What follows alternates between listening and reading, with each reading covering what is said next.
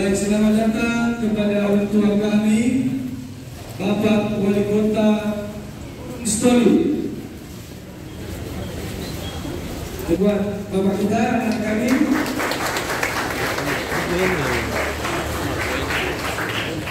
Sekedar pemberitahuan, anak-anak kita berasal dari tingkat SMP Kota Gunung Stoli.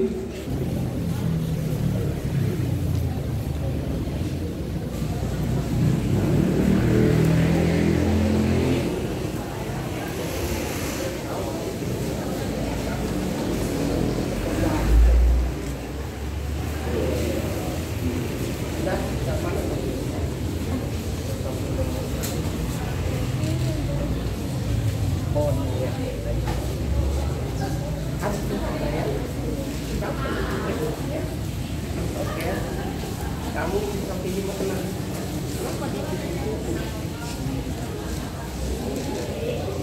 Dan sentimen sedikit kan malu ya. Saya bersama. Ya. Kamu tamatnya masih di mana? Di mana kamu sekolah?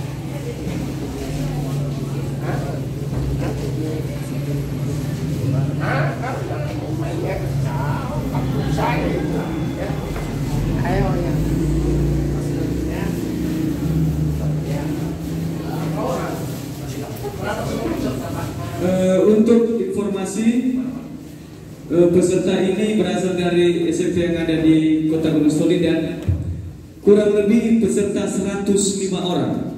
Hanya untuk bidang studi matematika, ada nanti juga bidang studi IPA. Lanjut lagi.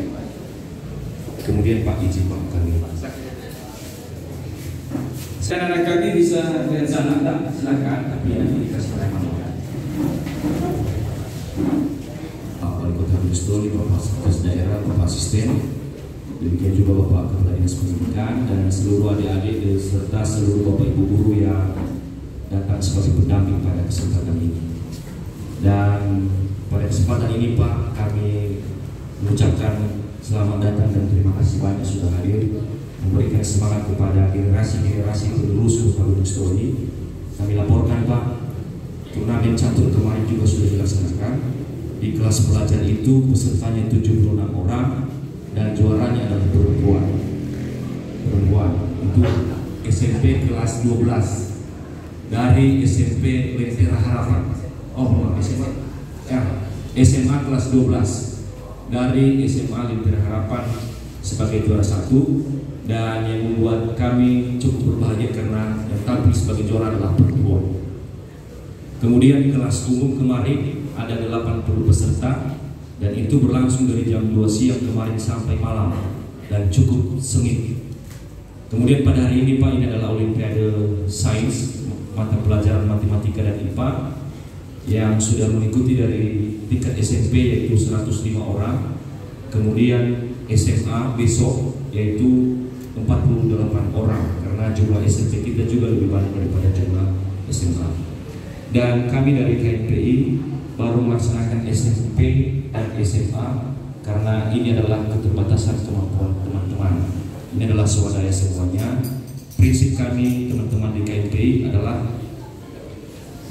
untuk bermanfaat, tidak harus mahal. Jadi pelaksanaan Olimpiade ini Pak, biayanya SMP SMA ini adalah 10 juta rupiah dan itu adalah hasil swadaya dari teman-teman pemuda Kota Gunung Stoli, pemerhati bagaimana perkembangan generasi penerus ini ke depan memiliki daya saing. Bukan hanya Kota Gunung Stoli saja yang punya visi itu, tetapi kami meyakini generasi penerus ini juga dipersiapkan untuk berdaya saing di masa-masa yang akan datang. Demikian laporan dari kami Pak. Kami mohon izin kepada Bapak Wali Kota Gunung Stoli berkenan untuk menyampaikan arahan. Baik, terima kasih Assalamualaikum warahmatullahi wabarakatuh. Salam damai sejahtera bagi kita semua. Ya Allah. Nah, pertama-tama atas nama pemerintah saya sangat mengapresiasi dan saya minta Kadis Pendidikan ke depan kalau harus programkan itu, ya, supaya ada satu semangat belajar, ya. Dan kalau bisa ya tingkat SMA kelas 1 dan tingkat SMP kelas 1 kelas 2 adakan perlombaan, ya. Saya cerita sama orang adik-adik, saya juga udah pernah seperti kalian. Pada waktu saya SD, saya mewakili SD Syariah dari Muslim Barat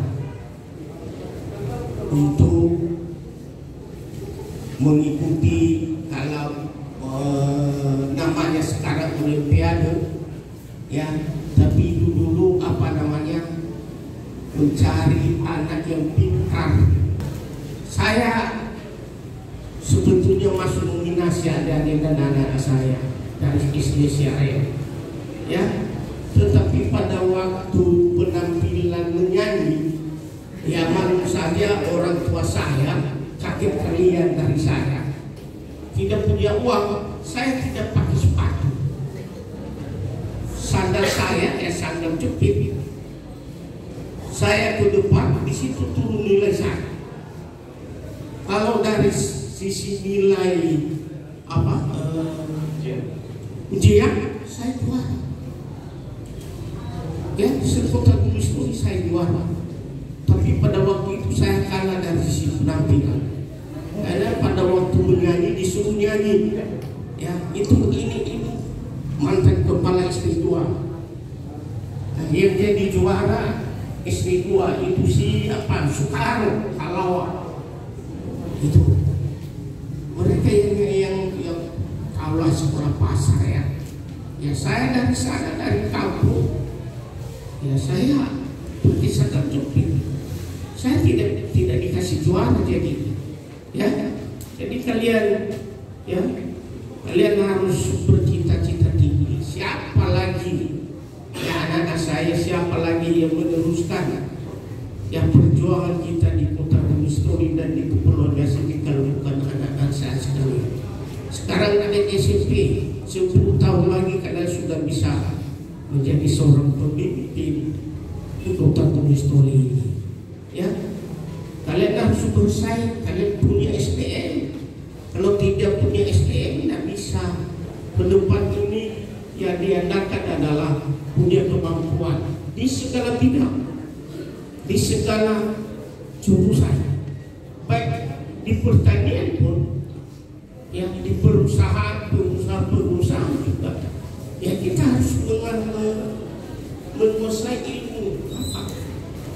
Kalau ilmu dagang dia, ilmu pertanian, kan, karena semua sekarang sudah ada, ya, sudah ada teknologi yang bisa kalian pelajari.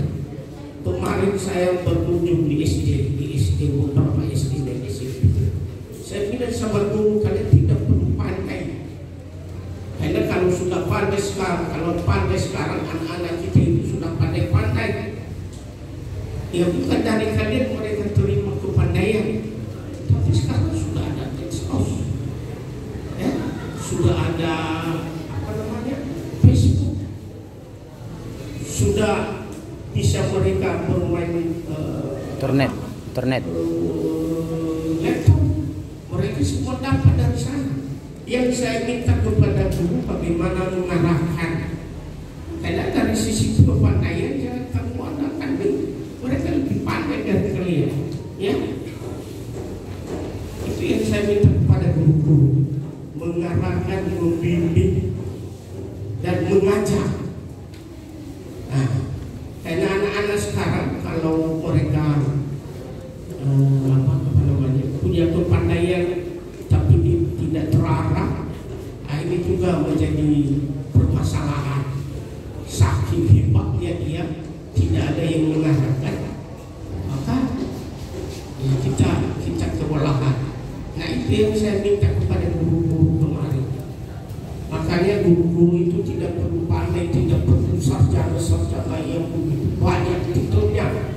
Yang perlu bagi saya, yang perlu bagaimana dia seorang guru yang mengajak anak-anak, yang mengajar anak-anak supaya belajar yang baik.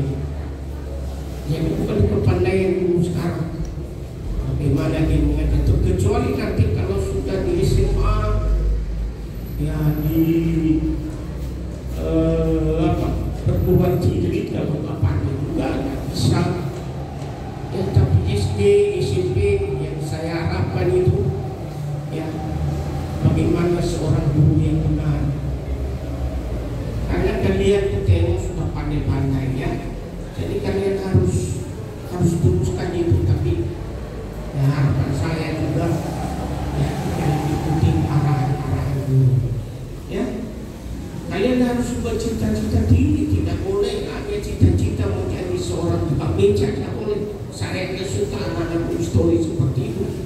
Tapi kalau cita-cita sebagai seorang politisi, cita-cita sebagai seorang eksekutif, cita-cita seorang pedagang, berusaha, dan semua sekarang terbuka untuk kalian semua. Ya, dan apalagi tadi saya dengar catur juara satunya perempuan. Ya karena perempuan sekarang sudah maju-maju. Saya rasa bangga.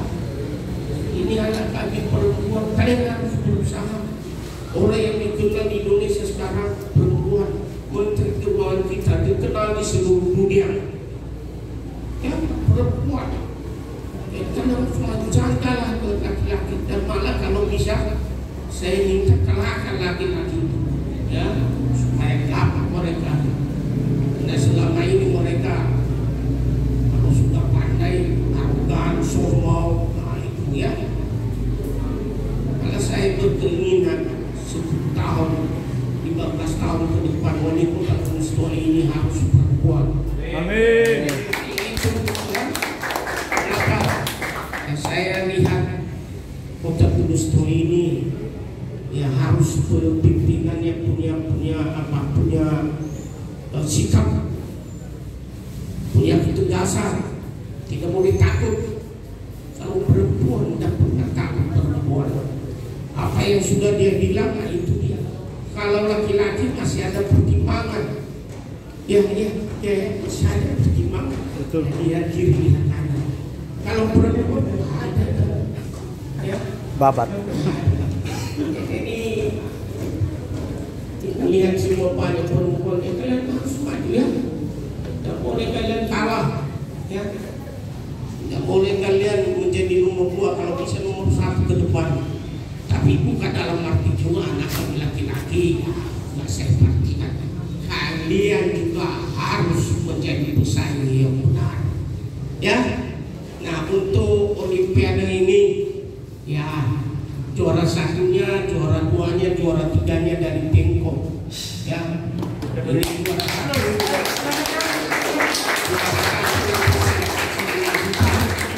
ya 5 juta juara 1. Ya.